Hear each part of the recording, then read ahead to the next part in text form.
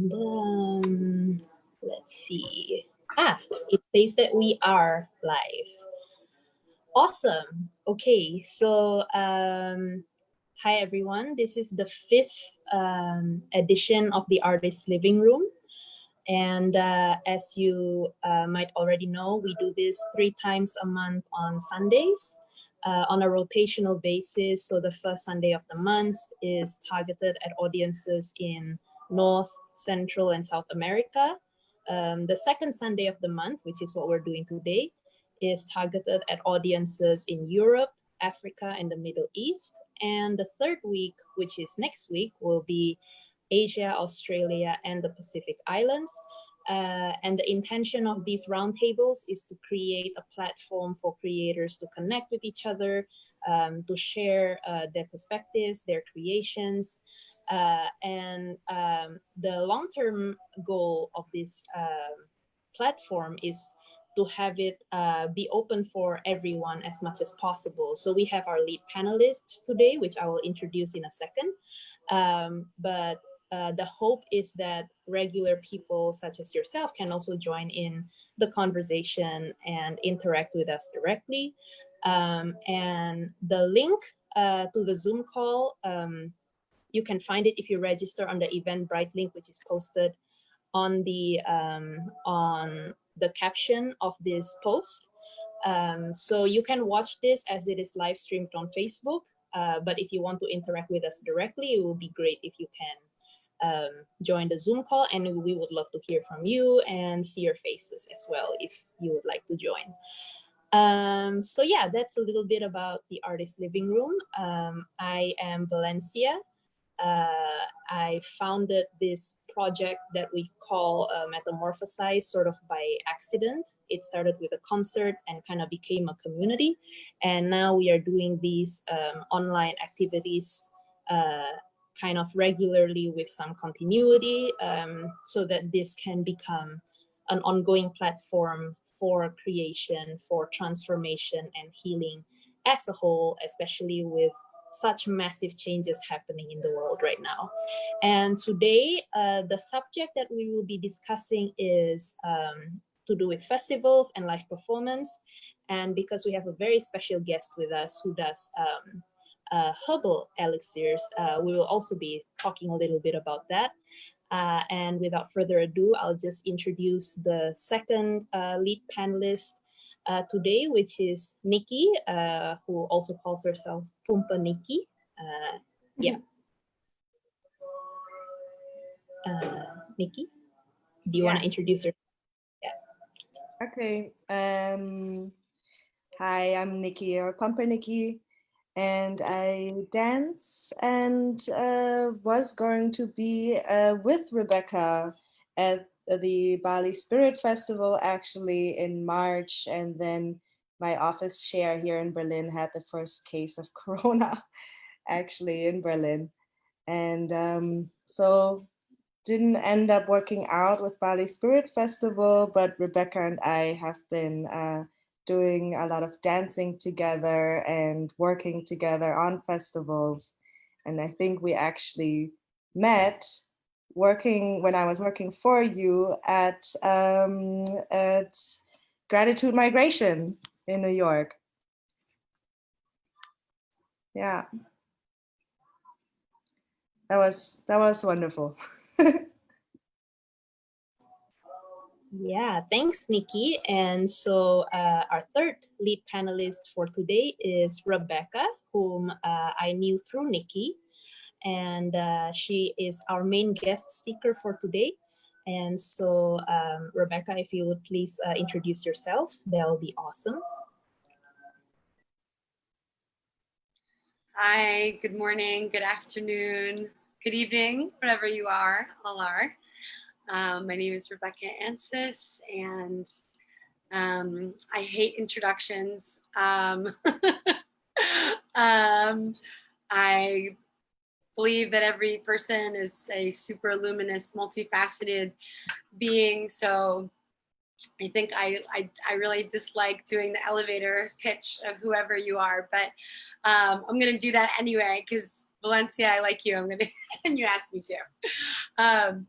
So I am currently a resident of New York City. I'm from the United States. I'm a first-generation American.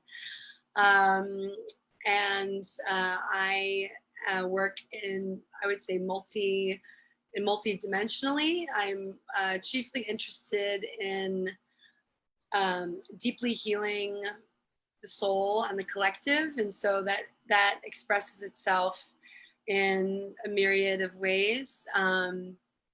One of those ways, of course, is art. I think art is one of the ultimate agents of healing and even potentially change.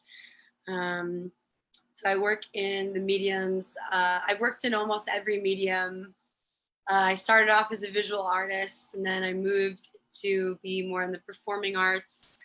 And then I worked in some of the literary arts. And then I got super into production, and I worked in production on and off for, I'd say, 9 years. And I got into festival work writing and directing my own work in Arizona. It was devised theater and some like normal theater, as I like to say, like kind of proscenium and audience division. And then, you know, I would say concurrent with that thread, I actually started yoga and my own healing journey specifically when I was 19. And that led me through many permutations, transformations throughout the past 14 years. So now I'm a certified cacao facilitator, Reiki 1, yoga, RYT, blah, blah, blah. You know, those, I just really went into the direction of immersing myself in healing. And I've been involved, my last project that Nikki is a part of when she can be, it's called Kairos. And Kairos is a project that partners with a dance troupe that is called Sisters of the Blooming Sun.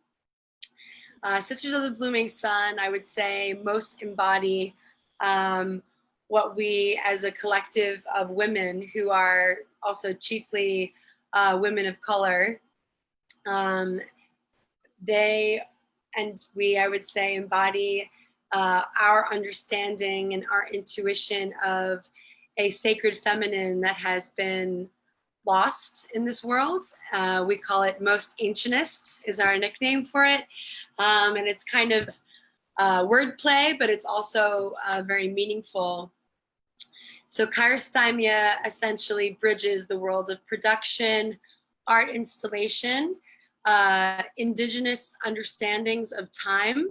And when I say indigenous, I mean not only you know, Central South America and parts of Africa, parts of Asia, but really every culture that has had a first people, an indigenous people. So it's exploring those themes. Herbal Elixirs, which is like the people's medicine, first people's medicine, and mystery and celebration. So that's it. Thank you. Yeah, I really enjoy how more and more of the artists that I meet lately are very multidisciplinary, you know, and I really enjoy hearing about, and sorry for the background noise, this is beyond my control. I hope that's not too overpowering. But yeah, so would you say that your interest in herbalism is something that is your predominant practice these days, or would you say it's kind of balanced between visual arts, performing arts, and also the herbalism practices?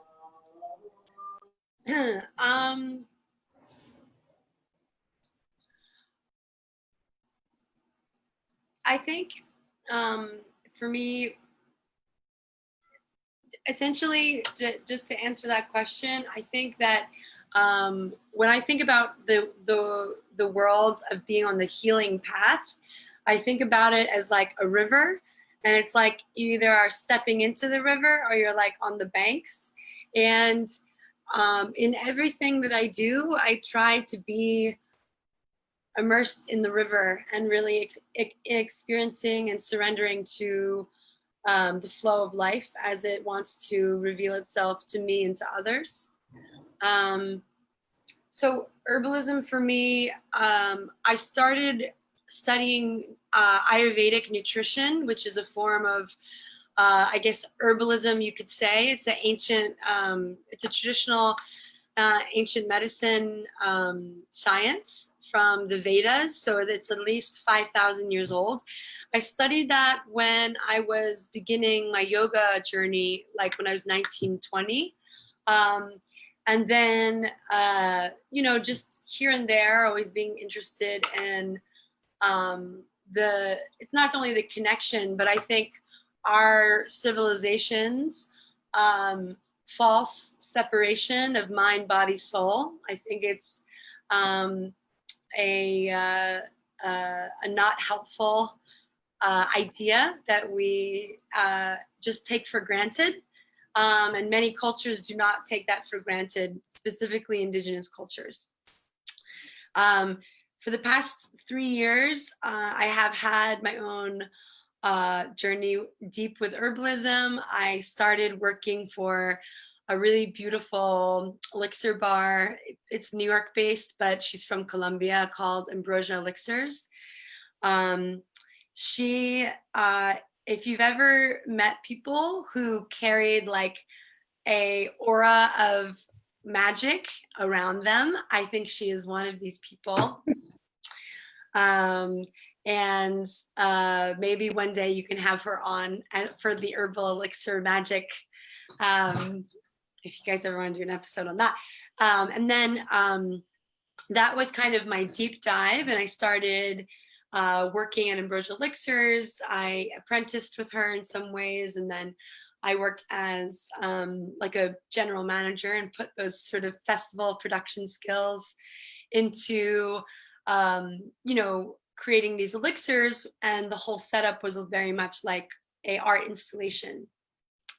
Then I got hired at the Assemblage, which is now defunct, and it was a co-working, co-living, wellness community, hotel, social spaces in New York City.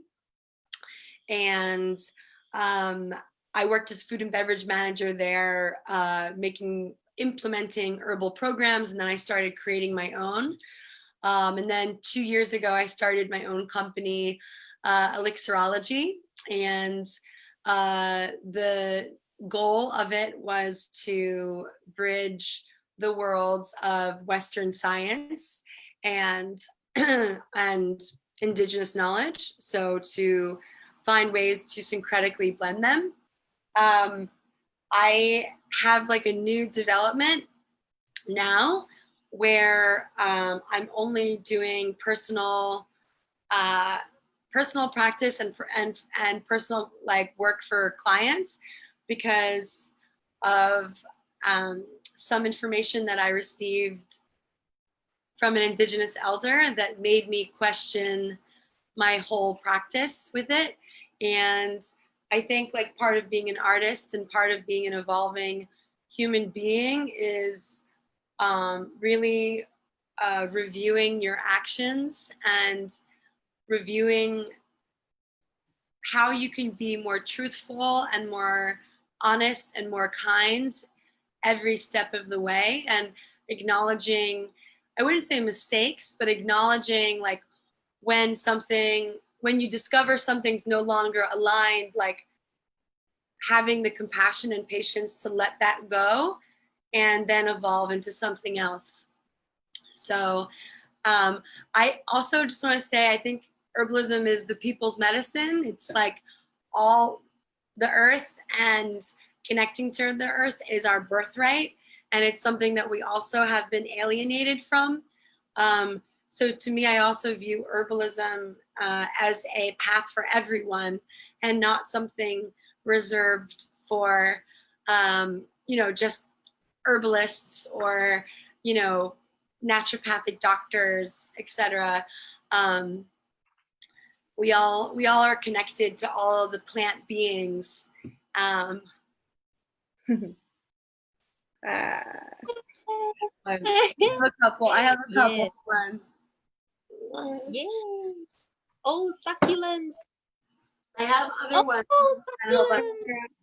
succulents. I'm gonna get my basil. Hold on. Please.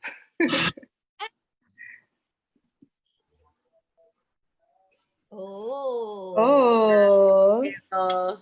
Ooh, She leaking. I could bring you now on the balcony. I know. So good. yeah. Thank you for asking these questions. Yeah, I really love that you said, because one of the main reasons why I initiated Metamorphosize is for very similar reasons as you described, where I feel like we are becoming increasingly disconnected from nature, from what is natural. And that disconnection has made us fearful towards change, towards death, towards the unknown. And I feel like this dysfunctional relationship towards these things need to be transformed. We need to transform our relationship with these things so that we can undergo our own transformations, and so that we can collectively also metamorphosize, so to speak. So I feel like you have come to the same understanding, but with a different approach, because I have never, studied herbalism, but it's just many different facets into which we can reconnect with what we have been disconnected from. And I am curious to ask about these art installations that you mentioned. When you say art installations, do you mean something like an art piece where you also serve herbal elixirs or something like that? Is that what you meant? So I can answer this question, but also Nikki Pumper can answer this question as well.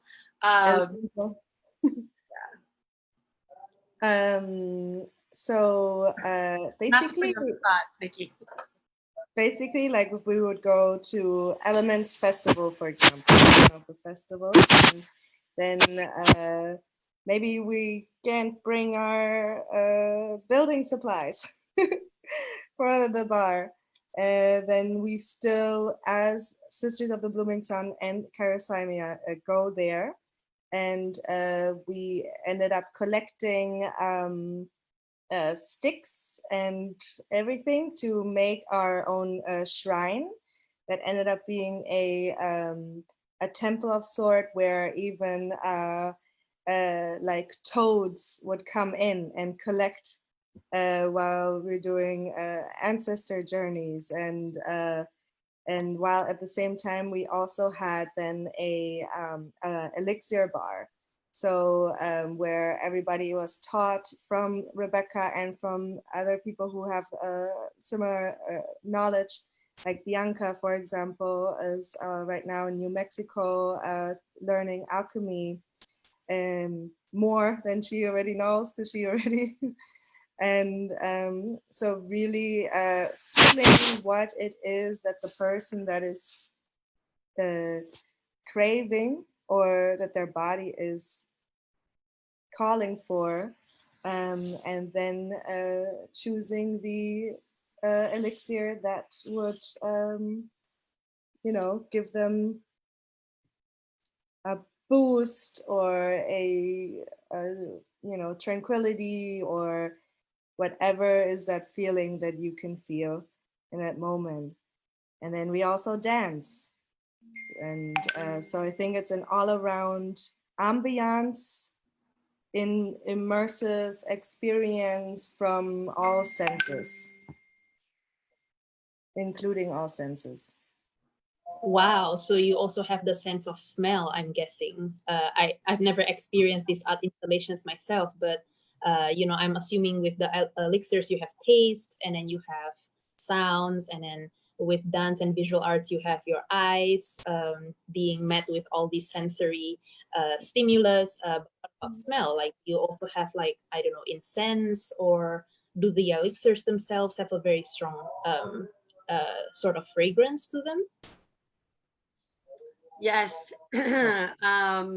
They all, especially when they're warm, they really emit a like vapors and powerful smells. So a lot of times people were drawn to the elixir bar because they could smell it down the path first. So you're making me really curious to experience it myself now, just because it seems like such a all-encompassing sort of experience, you know, where you are assaulted on all fronts, but in the best ways.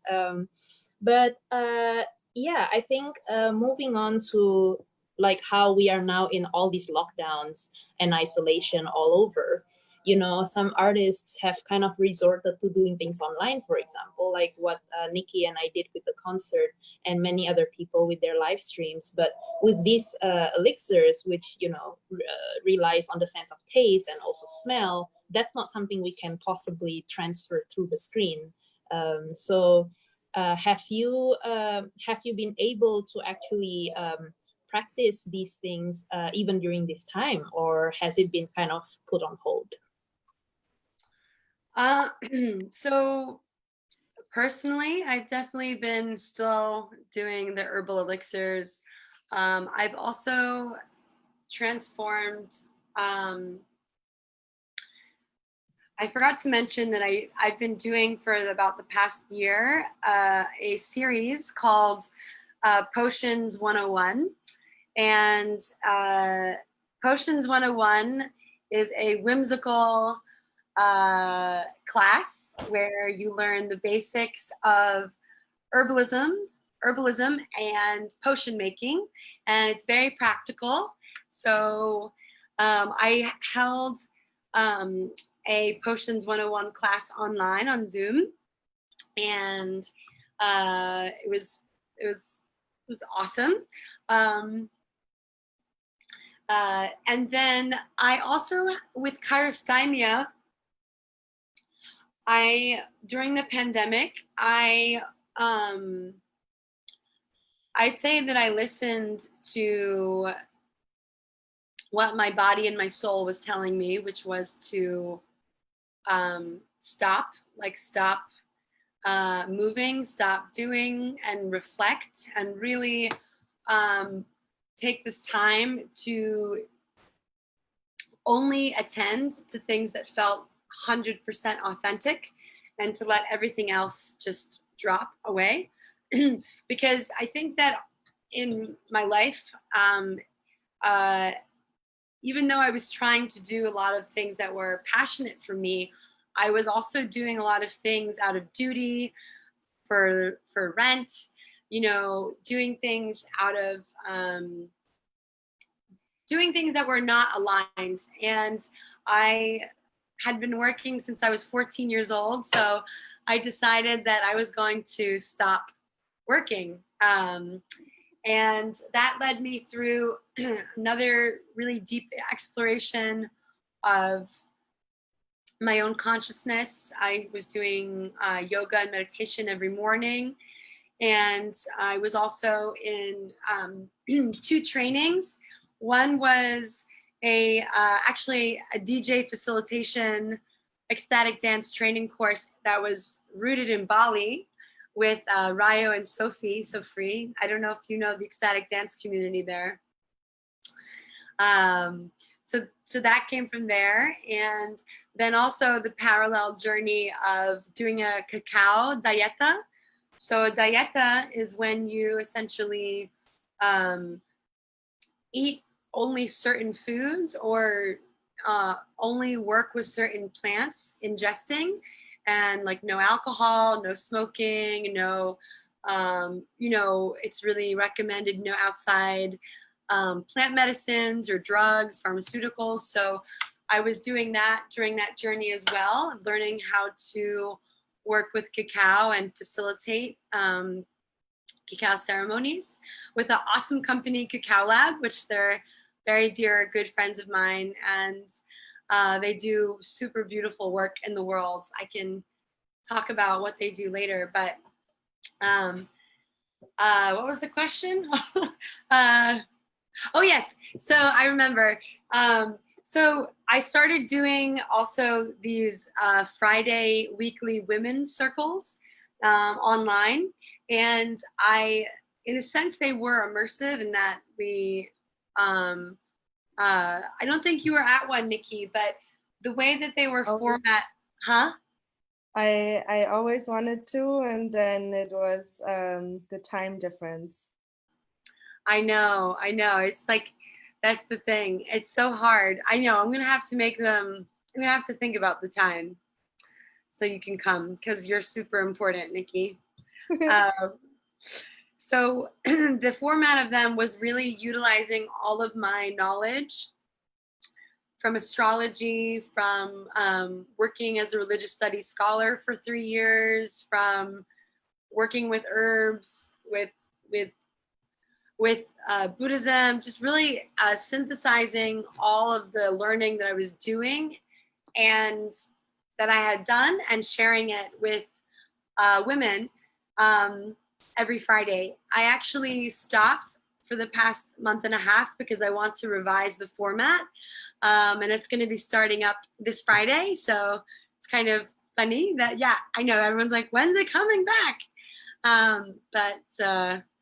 Yeah. So I have not been able to do Karistami as an installation. I think that there's going to be new hygiene and food and beverage practices with COVID. I mean, there already are different protocols, but it's going to be a brave new world for festivals, for installations, for food vendors.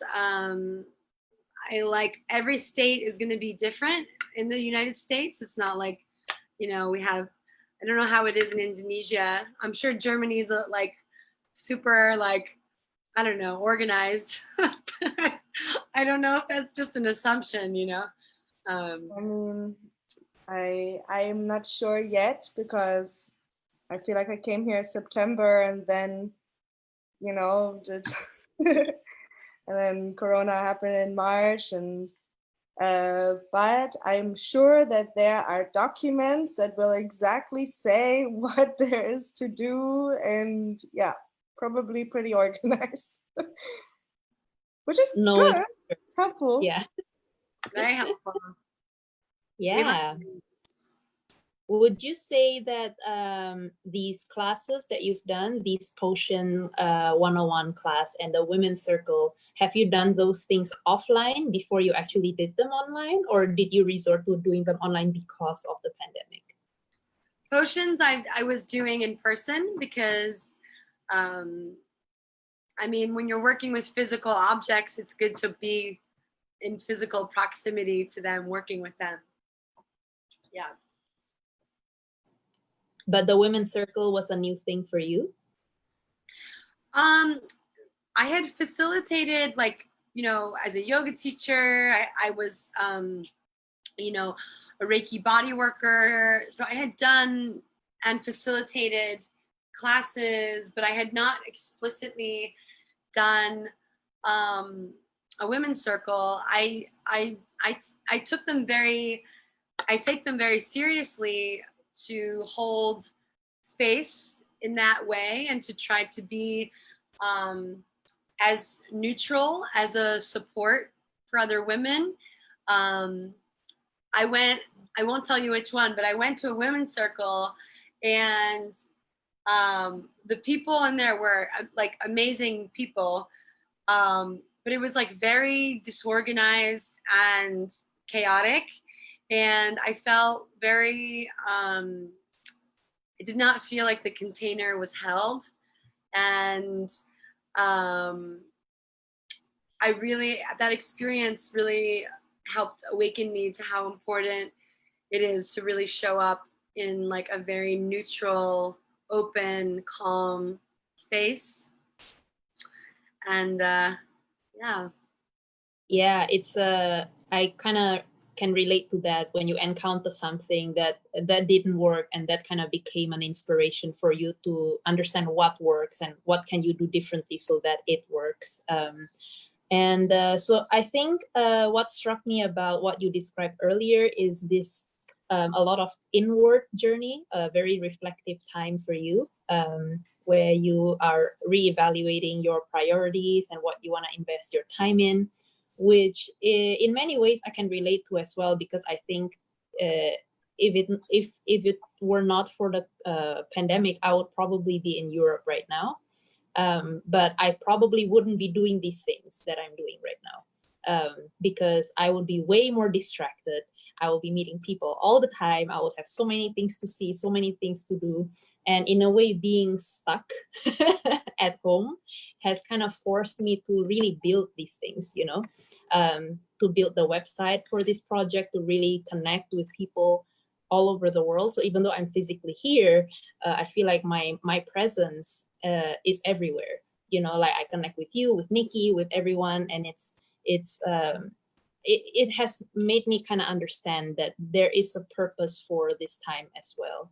Even if maybe on the outside it kind of looks like there's so many limitations and you wish there are no limitations and restrictions, but yeah, there is a sense of purpose behind that as well if we make the best of it. I would like to just I can just say that like, you know how now everybody is or a lot of people are starting to grow stuff at home, you know, Yeah. like I think that there was kind of that like spark of interest also in you know, herbalism and in growing Farming. and farming, and so I think that what you're doing, and then also Rebecca, when you bring it to festivals, it is such a spread of that knowledge that through the online you know, meetings and stuff like that is also happening worldwide, and then physically happening worldwide through the worldwide festivals. And yeah, the spark, people are being more, noticing more, I think. Motivated to reconnect, which is really good, you know, reconnect with the earth, with the knowledge of the soil, and plants, as you mentioned, this indigenous knowledge. And I think it is really important for that to merge with our modern knowledge, as you mentioned earlier, Western medicine with indigenous medicine, how they can kind of hold hands and walk with each other instead of trying to beat each other, you know, where we can have a more symbiotic relationship between the two. So earlier, I think Nikki mentioned the Spirit Festival. And on our brief phone call, Rebecca, you mentioned that you might have ended up in Bali right now if things had turned out a bit differently, if there were no border closures. Were you going to bring in an art installation to a festival that got canceled, or was it something along those lines? Mm-hmm.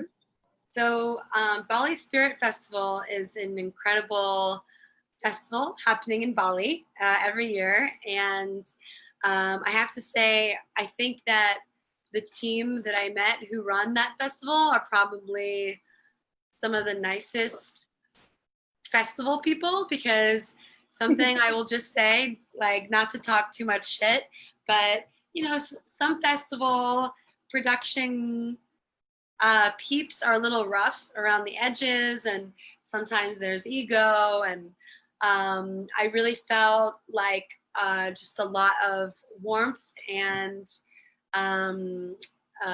humility and yeah, just heart-centeredness from the Bali Spirit team. So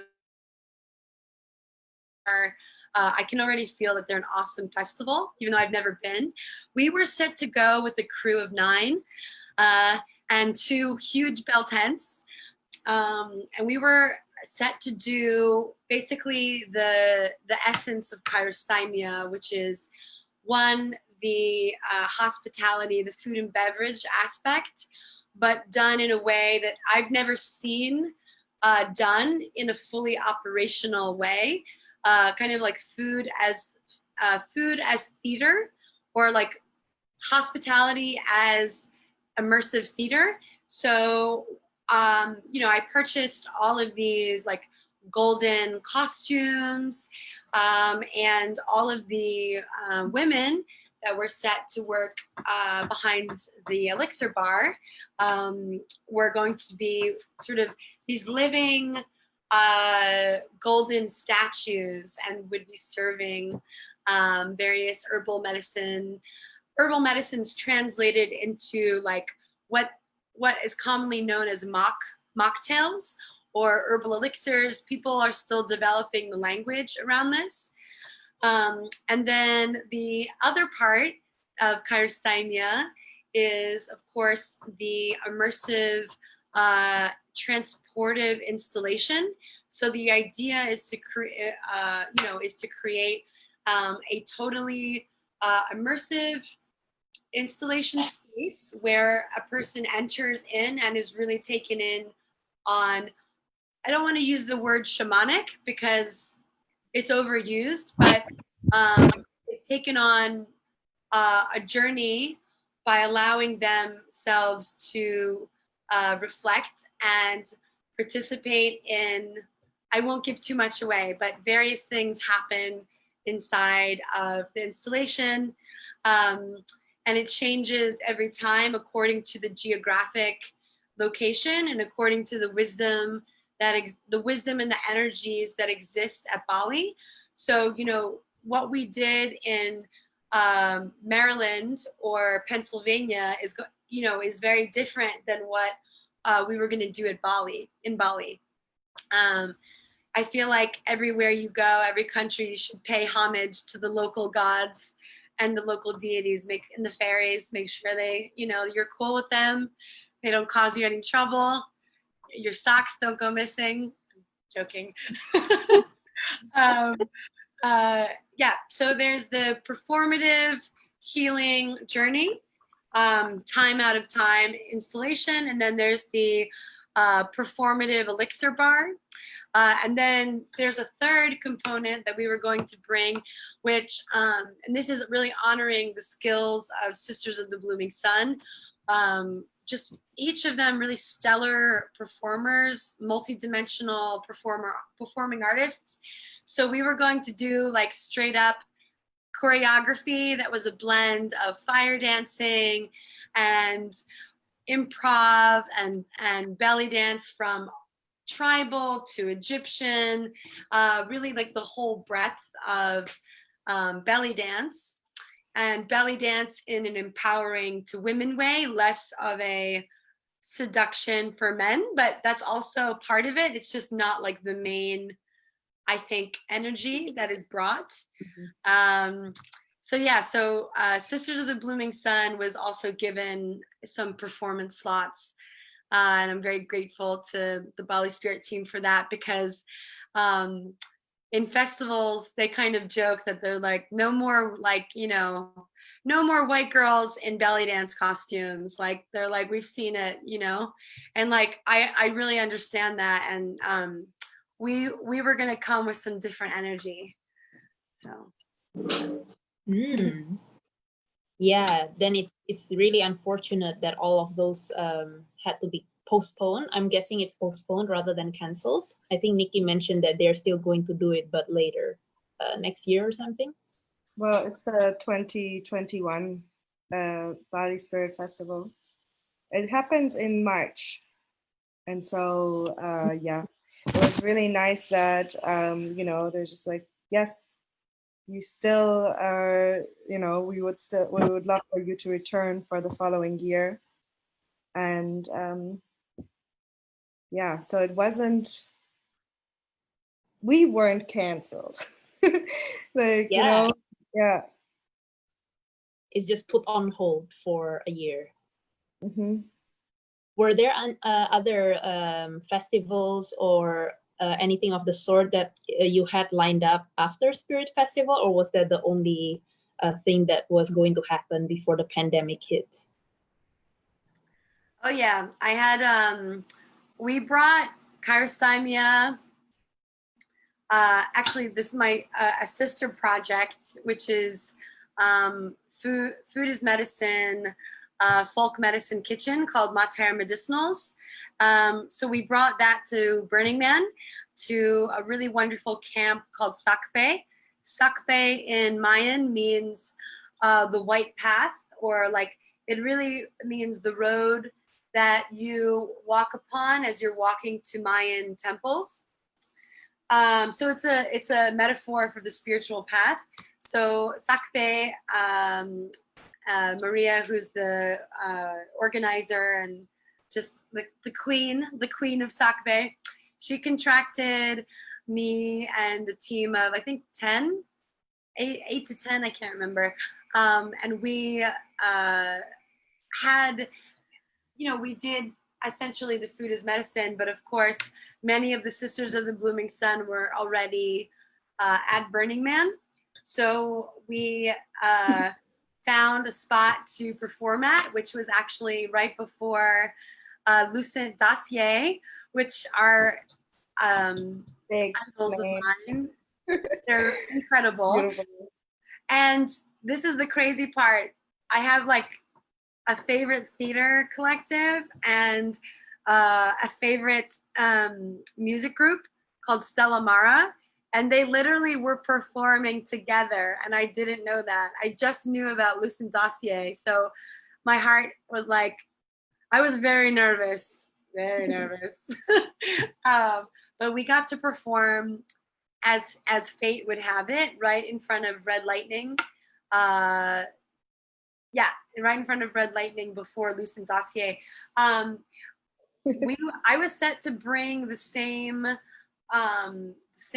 setup, the same food as medicine kitchen with Mater Medicinals to Burning Man again this year. So that was completely canceled. But the parent company of Sakpe is holding on. It's called Inner Refuge, and we are holding a retreat. It's very small in Joshua Tree, California in September. So it's going to be my first event, like my first event during COVID time. So I have I'm about to get really busy again. So yeah. And how many, would you say that your experience doing this in Burning Man is different from other festivals, or is it roughly the same since you're kind of offering a similar experience? I mean, I feel like I haven't actually been to any other countries like Burns. I have been to a regional burn before Burning Man, but I feel like Burning Man is its own whole thing. It's not a festival, it's a city. It's a total Bringing everything there is a whole other, I mean, across the country, right? And in there on federal grounds. And yeah, it's, like, for example, gray water, right? Like, and mooping, like matter out of place is not, you cannot have matter out of place there once you leave, and the gray water, like you have to expose it yourself, like you have to get rid of it yourself. So it's a whole production before and after, I think, that is added onto the experience, right, Rebecca? Yeah, you said that perfectly. I mean, for every vending experience or for every installation, there's definitely a lot of preparation and breakdown. But Burning Man is just very different for many reasons. One is that it's at least, like, if you go for the whole time, a 7-day, 8-day event. Most festivals are are, 3 days, 4 days that I've experienced, with some exceptions. And that's one difference. The other is, as Nikki mentioned, like, it's a philosophy of leave no trace. So the dried out riverbed that is Black Rock Desert remains exactly the same, is the intention, before and after the human imprint of 90,000 people, thousands of huge art installations, thousands of camps. It's like really a mind-boggling undertaking. And the festival strictures are definitely still what's the word, they're still pronounced usually in festivals, but at Burning Man, at the end of your time there, they have whoever comes with a clipboard and they scan every centimeter of playa dust to ensure that your camp held up to the standards of leave no trace. And if there is MOOP found, it will negatively impact your placement score if you try to come next year. If you were a shithead and you left MOOP, you're probably going to be left out, like way on the outer banks, all the way near the mountains. And then how many people were in the camp in the Sakbe? I think about 150 was, and we did an elixir bar. Yeah, we did an elixir bar. We did morning beverages, breakfast, lunch, dinner, evening elixirs. We even did a birthday cake, which our oven was not working, so it was a no-bake cake. And so beautiful, Rebecca, what you pulled off there. So you've had like a rotation shift of volunteers or something to help you with these meals and elixir preparations? So part of one of the principles of Burning Man is radical participation. So we definitely did have some assistance from Sakbe campers, but we also, were a dedicated group that came out there. How many of from your team? I'm gonna count because I think it's 8. It could be 9. That's not a lot of people for a 150 person camp. We had 8 people, like Christelle, James, Bianca, Samu, Carrie, Dodd, Willow, David, myself. Yeah, we had we had 9. We had nine people dedicated to that.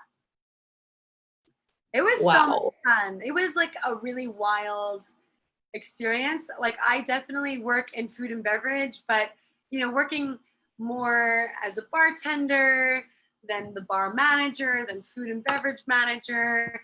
I did catering, organizing, to also be like the chef for 100. It was my first time cooking for people of that magnitude. Like, I cooked for dinner parties, like 20, 30 people, but 150 people. Yeah. It was, I love a challenge. It was super challenging and it was really rewarding. And bringing all of that in and then taking all of it out. Yeah. Yep. The good thing about food is that people eat the food, so there's less to take out. Yeah.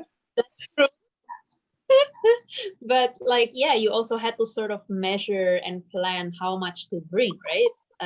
Was that easy to do, or was that how did that go? I'm so bad at these kinds of things, like predicting how much people are gonna eat.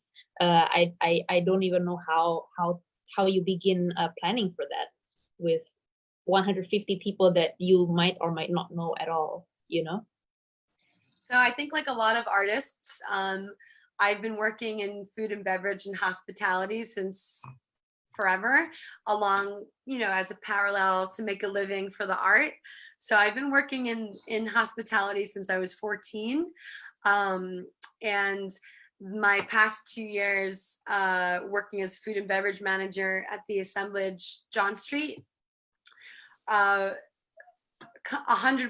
really set me up for understanding, understanding quantities, and ordering is also, it's, you know, it's science, but it's also art. So you're right.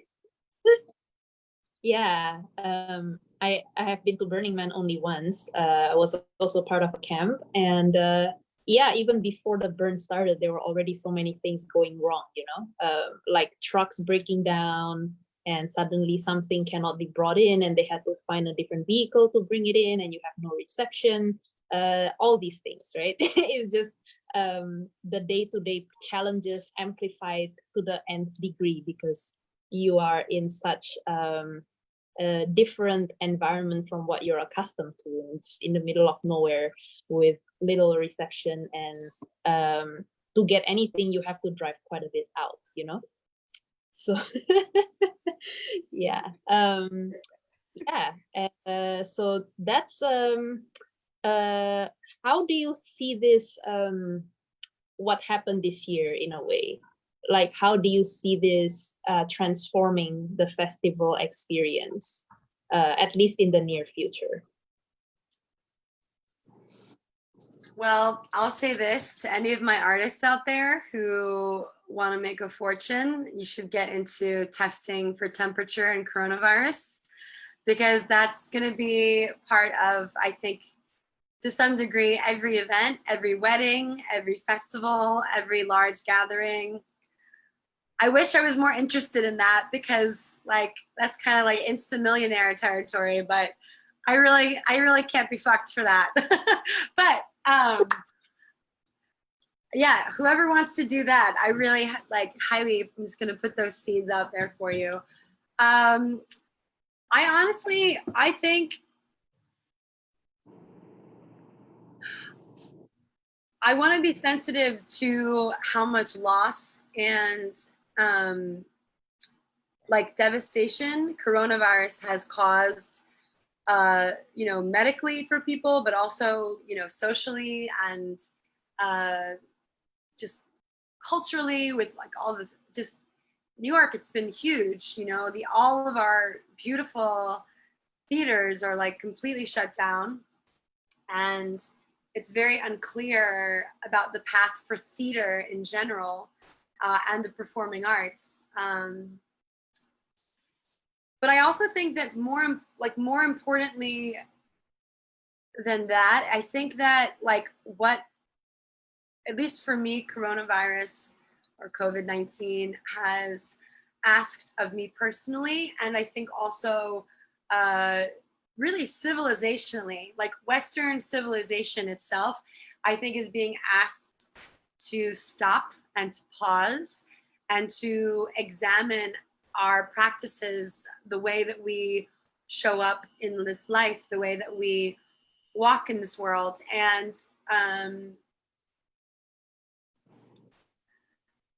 one of the things that made me want to leave the festival circuit was a lot, you know, even 5 years ago, 4 years ago, just the amount of consumption, the amount of like the kind of just like Wastefulness.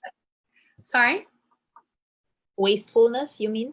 Wasteful, like really not just wastefulness, but like a frenzied consumption, and not even to talk about sustainability, like you know, not even seeing recycling, you know, like a total lack of consciousness and respect towards like our physical home. And I really, I think that it's not just sustainability that needs to be discussed at festivals. It's really regenerative practices, like, and I'm sure there will be something even more fitting as the world evolves. But I think regenerative practices need to be like front and center, need to be the first conversation in whatever festival you're throwing, especially transformational festivals. Like the transformational festivals,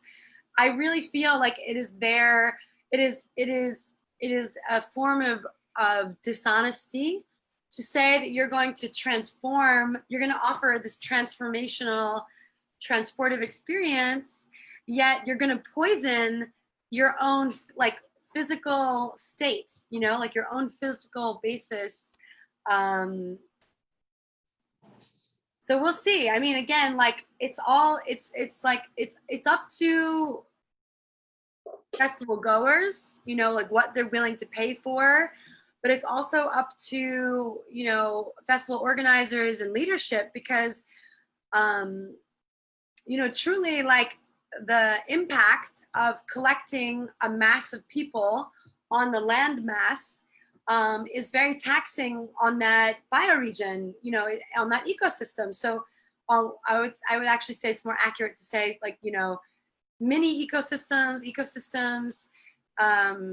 So it's like I didn't answer your question at all. I know I'm so bad. I'm an Aquarius. I'm sorry. I'm like, oh, did you say you're Aquarius? Aquarius. Me too. And Nikki says me too. Amazing.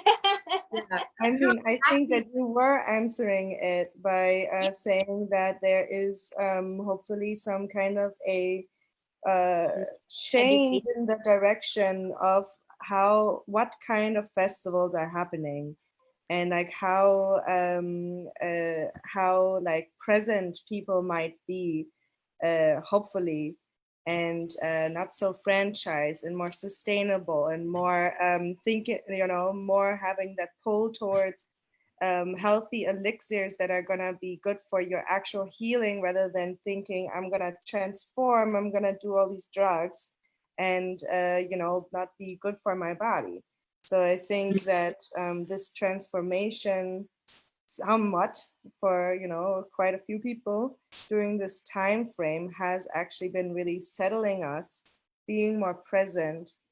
Maybe there's going to be festivals that are more local, that are more intimate, that are smaller. I also believe that there are still going to be online festivals happening, like Metamorphosize.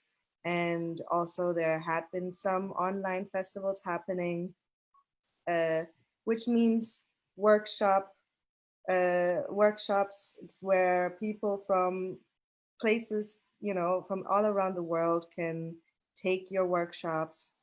It doesn't mean that you have to come to the location, but then I also think that there is that pull towards being with humans again. And so hopefully it's going to be a transformation towards more sustainable, smaller, you know, like really mindful festivals. Yeah, I think that's what you said. I mean, you're just such a great distiller of things. I think you're right. The quality over quantity is I think that's a reflection of what's happening in all of our lives as we become, you know, as the pace of attending, like, I don't know what it's like in Indonesia, or I mean, I'm sure Berlin is also very similar to New York City in that there's a constant stream of ways to divert yourself in activities, events. It's just it's never ending. Yeah. Is it like that in Indonesia, Valencia? I can't answer that because I'm hardly here. I've been nomadic for the past 5 years. So last year I spent almost 6 months in Berlin, for example.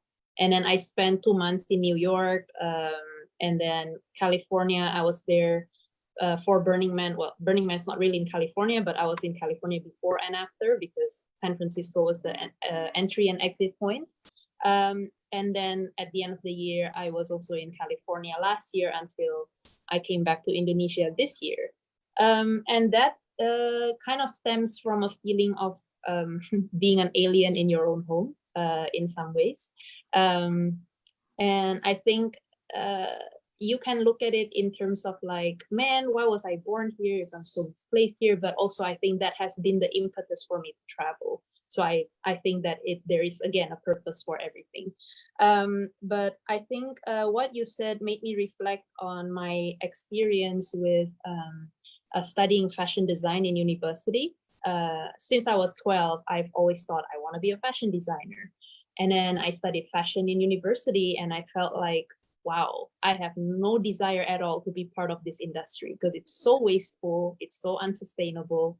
There is so much about the system that it has created that I don't want to be a part of. So I decided to quit because I don't see myself using that degree to work in an industry that I have no wish to be a part of.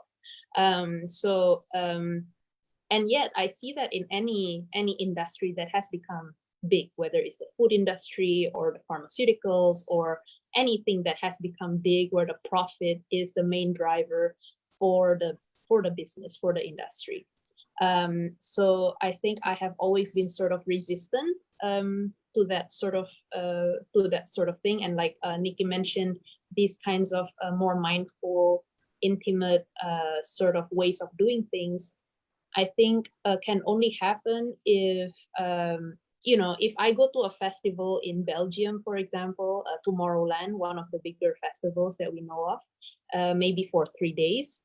A lot of people fly in there and just experience those few days and then they leave.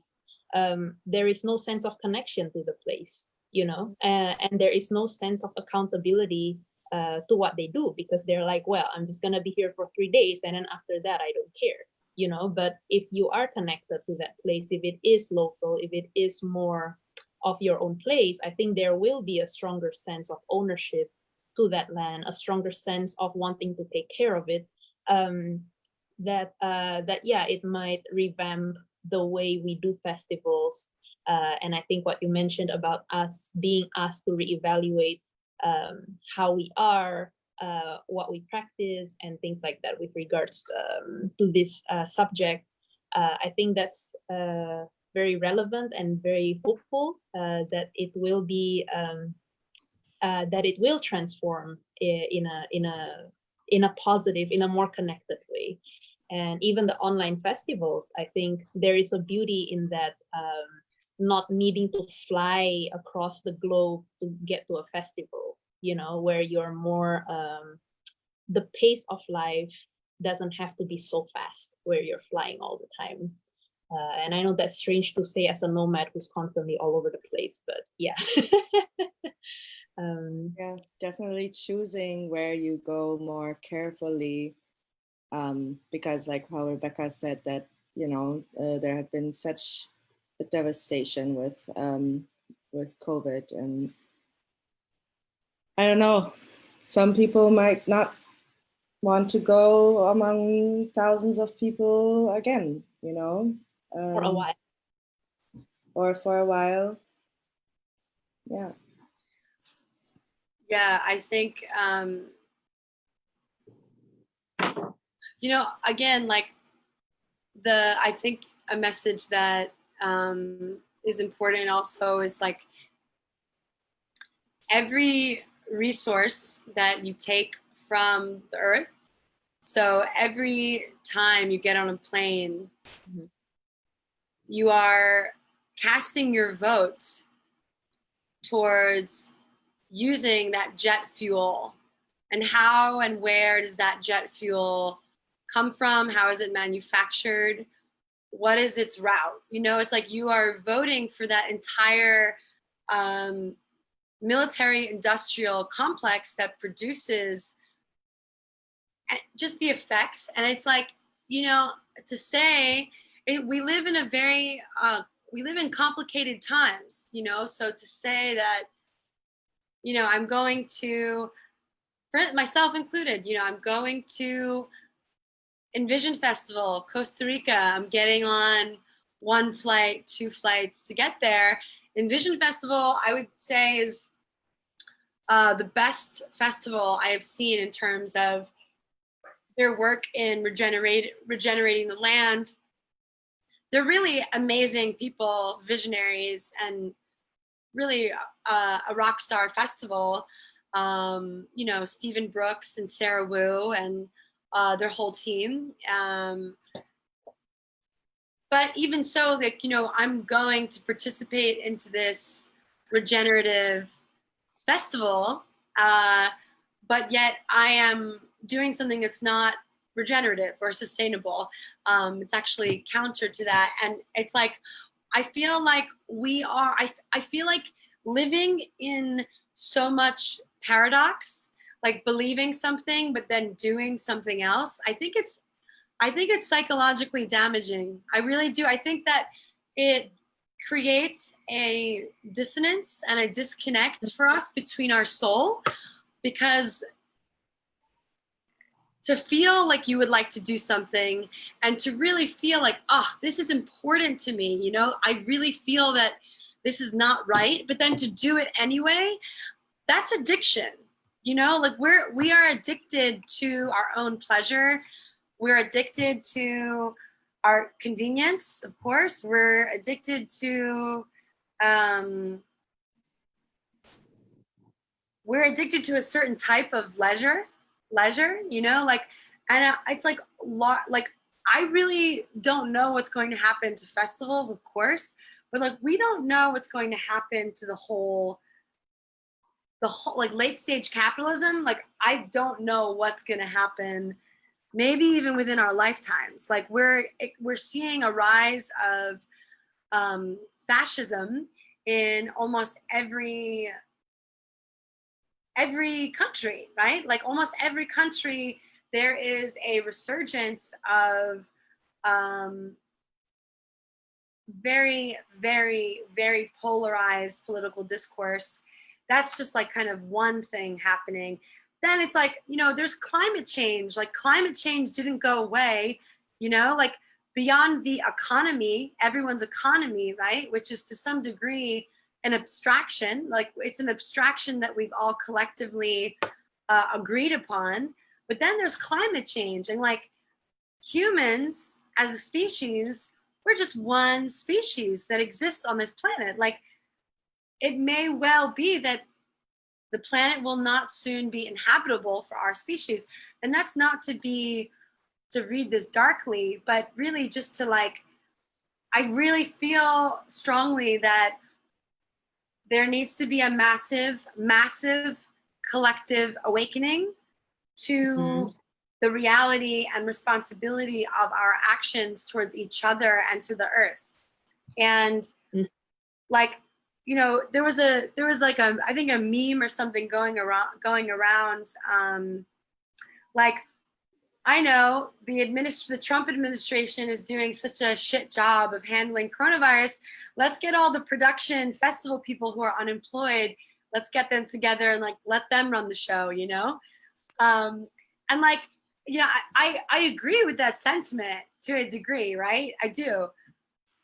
But I also feel like there's a certain like smugness. There's a certain like lack of also perspective of like, you know, festivals, they're great and like they're amazing, but it's like the whole festival culture is really being called into question as well. I don't, kind of going full circle here, but it's totally fine.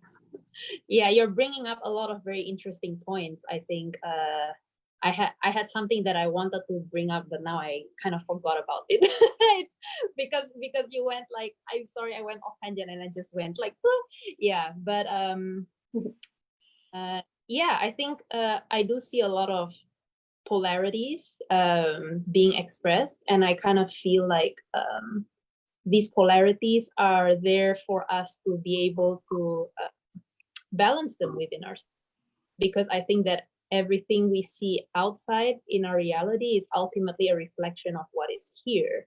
So I think that we all have polarities within ourselves, and we need to be able to sort of kind of honor both sides and have them in a more balanced state so that we are healthier, more whole beings.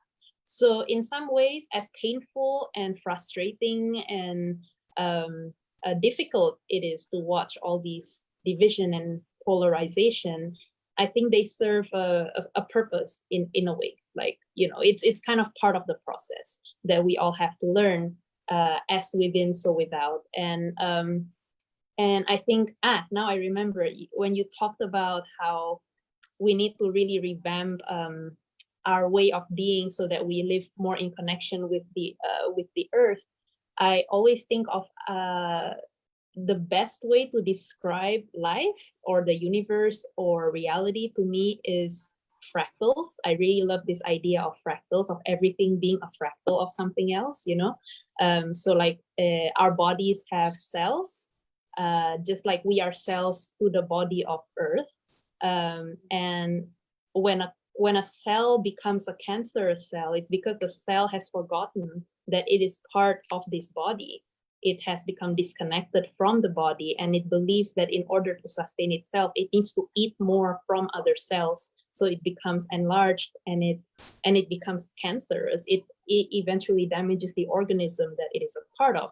And we are essentially doing the same thing by forgetting we are a part of this body. And whether you think of that body as the collective hive, collectiveness of humans, or that plus Mother Earth itself, whatever it is that you wish to perceive it as, I think one of the most important solutions is that remembering of the connection, to be in harmony with each other, with the planet, with other beings, the animals, the trees, the plants, and everything else, you know. And I think it sounds very simple, but it's such a massive undertaking considering what has taken us to get to this point of disconnectedness. You know, it's not something that we can just overturn overnight. Yeah, so I don't know if I was making sense. Yeah, those are some of the things that came to mind.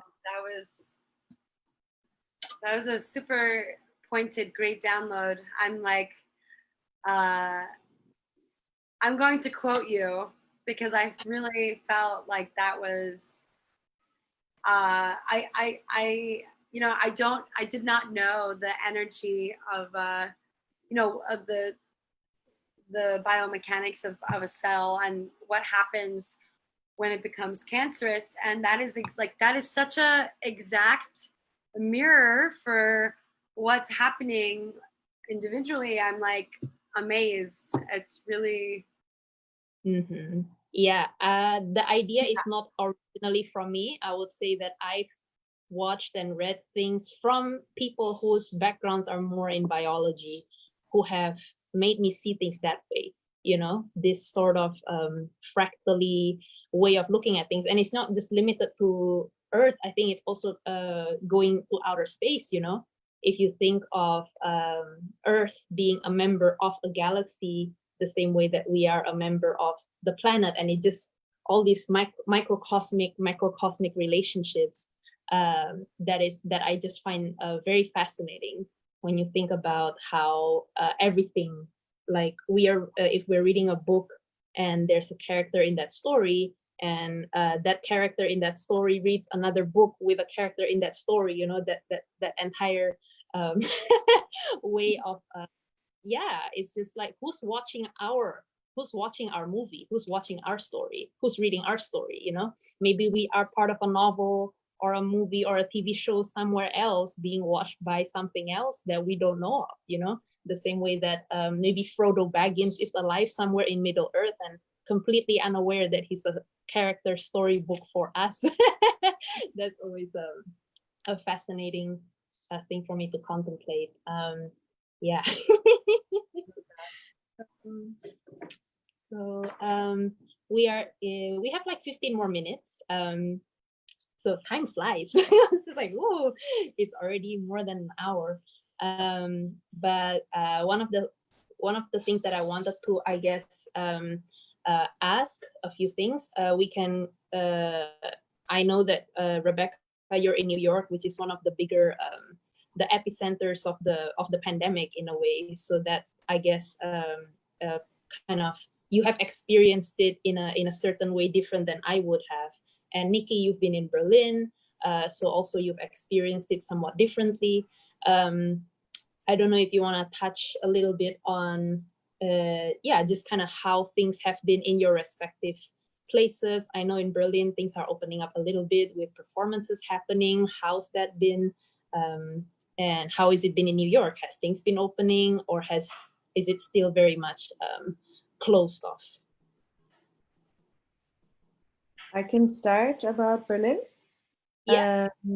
So in Berlin now, the only kind of art, I mean, that is like the only kind of like theatrical art that is showing is like immersive theater. So where it has been adapted to work with the guidelines, you know, for safety, and like, so that, for example, I'm performing at Overmorrow now at Wilde Renate, and like what they have made is a concept of 2 people at a time who wear masks, go into different rooms, one after the other. They have about 2 to 5 minutes per room. And then in those rooms is also only one performer. You know, you cannot blow anything. You cannot blow a beautiful gold leaf that goes flying. No. You cannot give little bottles that you are filling and, you know, to them, or so there is still interactivity, but with distance and no handing off something, which I thought was interesting in comparison to, for example, the consumption culture of, for example, alcohol. Whereas, like, you know, you go to a bar and then like this is allowed here. People are able to sit down even without masks, and then still somebody washes your glass, somebody pours your beer, somebody takes the beer glass to your table where you're sitting down, where just earlier someone else sat down. And like, so there's definitely a difference in what is allowed in like money making alcohol and sedating the herd kind of you know, industry, as opposed to then theater, where you're not allowed to give something, or, you know, which makes sense. Like, in a sense, I think it is too fast going, too easy, like, you know, easy going here. And you can also see that now there has been more of a spike again. So yeah, but immersive theater is the way that it's working for now, which is amazing. It's I wish everybody to come and see. Yeah. And how is it in New York? I guess the big theaters are all closed, but have maybe, I don't know, smaller initiatives or smaller projects, smaller venues started doing things with the new regulations?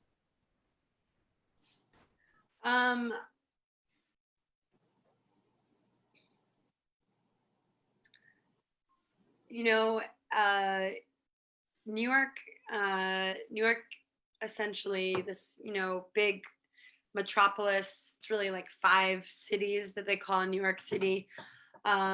Everything, including theater, came to a grinding halt in March.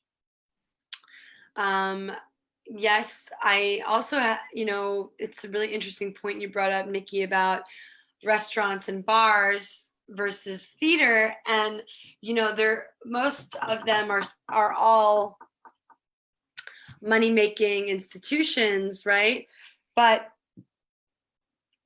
theater is, you know, to a large degree, it's a much smaller, I think, money maker than the collection of bars and nightlife and whatever New York, I have to say, I'm not like an expert on the different phases. I've been trying to, yeah, just be more internal, but what I am seeing is a lot of like outdoor seating is totally allowed in New York. There's also, I have not eaten inside in New York City, but in Long Island, they some restaurants are offering indoor seating. The theater, I mean, I've been seeing some of my performer friends on Facebook. Most of them are fire performers, say that they're doing some performances, like slowly starting to amp up. I just think that it's in New York, there's still a lot of cautiousness. I don't know the numbers in Berlin versus New York, but you know, everyone's wearing a mask, and there's definitely the climate of not of trying to be respectful of what I think we went through. I think that that's where the majority of people are at. I've also noticed in Long Island there's some interesting Trump stickers and right wingers, I think, also that don't quite believe that it's as serious as it is. I also just want to mention something that Charles Eisenstein, he's an incredible thinker. He was a former mathematician, philosopher, and you know, he definitely believes coronavirus is real and that there needs to be protocols to deal with that. But he also did bring up, you know, something that I also have studied, which is like, you know, mass manipulation and social control. Sometimes it is beneficial, and many times it's really insidious. And I personally feel that it's important to follow the protocols, but it's also very important to be vigilant and watchful of maybe how our governments are trying to create what kinds of narratives, and not just blindly accepting every single narrative that comes to us. But out of respect for human life, I think that, you know, what everyone is doing, wearing masks, doing all of these various things is not as necessary. It is, but we are living in like a different time. Like all the kids in New York's public schools, they are coming back to school in September. I'm curious, Nikki, what this is like in Germany. But you have to wear a mask. So I'm thinking of like a child and what their experience will be wearing a mask. I can't, it's like, it's really actually hard to fathom that. Like what's happening in the world. I don't know. We're living in very strange times where everything is up. The far right and like a lot of people who are not conspiracy theorists, but those who question the dominant narrative are like kind of circling back to have some strange, I wouldn't say ideological, like exact like points of agreement, but somehow similar. And it's a very strange time. Like it's a very strange time. Like, and not just strange because of coronavirus, but politically strange, socially, like we're really in a state of massive flux. And I think New York also is like, I think New York is also maybe going through some kind of identity questioning as well. And You know, it's a city that's built on go, go, go, go, go, go, go, don't stop, keep going every day, keep going, do this, maximize, do all the things. And a lot of people have left the city, and it's not that they just left the city because of the density of coronavirus cases and just, you know, the being quarantined in a very small, like grossly overpriced, like horribly overpriced, like apartment is not a lifestyle that I think people wanted. Because it's like, you know, most New Yorkers, if they lived in that small space, they're always outside of their space. So to be like quarantined in your small space, I think was challenging for everyone, and a lot of people left. I was there for the whole thing. I tried to leave, but I was there. So yeah, I like what you mentioned about the I feel like you brought in your points in a very level-headed way, in a way that, like, yes, this is happening and it's important to be respectful. It's also important to be vigilant and not just accept anything wholesale. And I also like that you use this word narrative, which I've been using increasingly as well, because I think that it reduces the certainty of anything being a fact, because we don't know the facts, unfortunately. You know, there's a lot of things that we don't know. And so there are a lot of narratives, but I think what becomes problematic is when we assume that the narrative we accept is fact and that everything else is fiction. And that already creates a sense of like, makes discussions difficult, you know? I find that if we, especially you are talking to someone with a different... It doesn't just make them difficult, it makes them impossible. Yep. It totally makes them impossible, which is what we have now. One person shouting, another person shouting, you know, it's like nobody's listening. Yeah. Yeah. Sorry to interrupt. So, no, it's fine. I think it has been a very like, yeah, we are being asked to question and evaluate the things that we believe, the things we knew to be true, which might not be true. Like, I faced a lot of that myself within just the past months, since March. And what's fascinating for me is that the very beginning of this year, I suddenly, without any planning on my part, I ended up watching The Matrix for the second time ever. I only saw it when it first came out, which is 1999, and I never saw it again. And then suddenly at the beginning of this year, I kind of accidentally watched it for the second time, and also came into some information that sort of felt very like when the pandemic happened, I was like, oh my God, like it felt very timely, you know, everything that happened. And there was all this questioning and inversion of reality, and everything is upside down, you know. And I think nowadays I've had to face some of the things that I thought were true that turned out to be untrue, you know, and it kept changing again. Maybe something that I thought to be true that I found out to be untrue, and then that evolved again to something different as new information came about. And I think how we can navigate these times is to really be open-minded and to just be discerning, and to really be your own authority of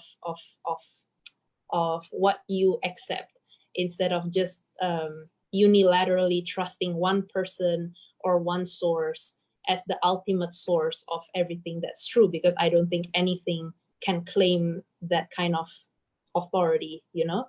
So I think we are being asked to look within and to really reconnect with the intuition that we have within us, that guides us to the information that is not necessarily true in the sense of it being absolutely true, but what is important for us. Because I think that into your intuition, which is only meant to guide you and not anyone else, you know, what my intuition tells me is not meant to be preaching information for everybody else. But yeah, to really reconnect with that, and and to trust that it will guide you to the information that is important for your journey, for your path, and use that to grow. Yeah, I don't know if that's making sense. That's been my bit of the journey. Mm-hmm.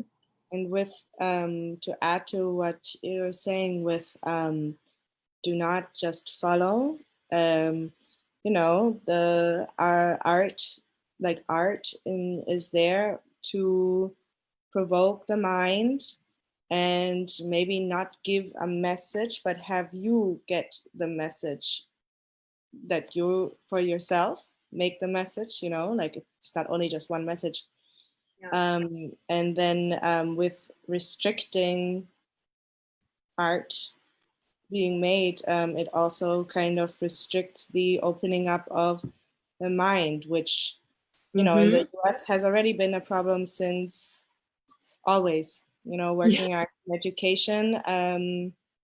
There are many schools who just do not have music and art as even any part of their curriculum to begin with. And then now there's nothing. It's true. And I think not just the exposure to art, but also the connection to the part of us that's the creator, the one that creates, however it is that, right? Whether it's drawing or singing or making elixirs, whatever it is, you know, that comes from something, a drive to create, which if you don't harness, you don't know how it feels like, and you don't use it, you know. And I personally feel like when I'm creating less than I'm consuming, I feel horrible.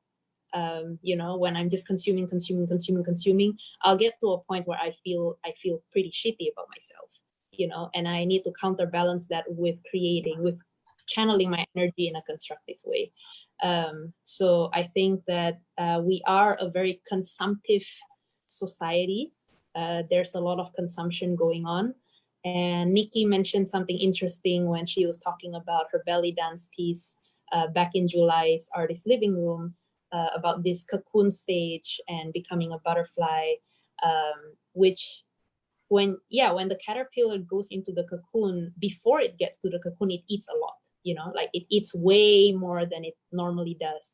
And then it gets this like fat, and then it goes into the cocoon and it all becomes mush and everything is upside down, and you know, everything is suddenly not so solid. Yeah. And then it becomes this butterfly. And I feel like what we are witnessing now is like a collective cocoon stage. Everything turning into mush. And the kind of butterfly that we will emerge as, I think, depends very much on every single one of us setting the intention for ourselves and the kind of world that we want to create, because we are ultimately manifesting that. So yeah, we are past the time. So any last words? Maybe if you, if anyone of you have any last words to say, Rebecca, if you want to mention any specific elixirs that you think is particularly magical, without giving away industry secrets or any of the sort. Anything that you make for yourself daily.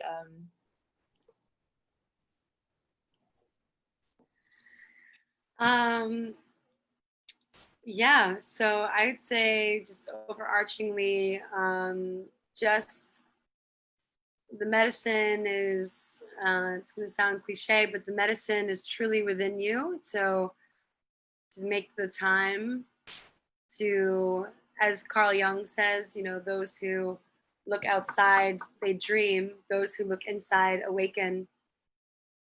So just making the time to really connect to that divine spark that is within you, and whatever that way, whether it's meditation or art or just loving other people, just making the time for that. And in terms of elixirs, every morning I do an Ayurvedic practice of scraping your tongue and then doing coconut oil pulling.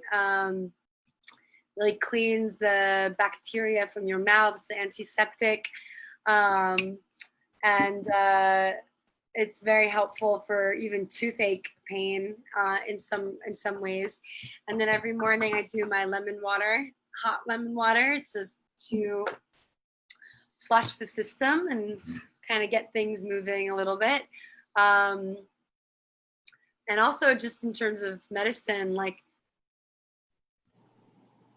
look to where you're living, like what grows in your area, what's growing in your backyard, what's growing on the street, who were the first people that lived in that land, who were the indigenous people, who are your ancestors, what was the experience of your mother, your father, your grandmother, your great grandmother, what was their life like, just really going back into your own lineage. And I say this almost every time anyone asks me about anything, but I really believe that if we follow our own lineage, or at least are willing to explore that lineage, if you go back far enough, you'll realize that we all actually come from not only the same people, but really the same, as Fantastic Fungi says, the same mushrooms. Like we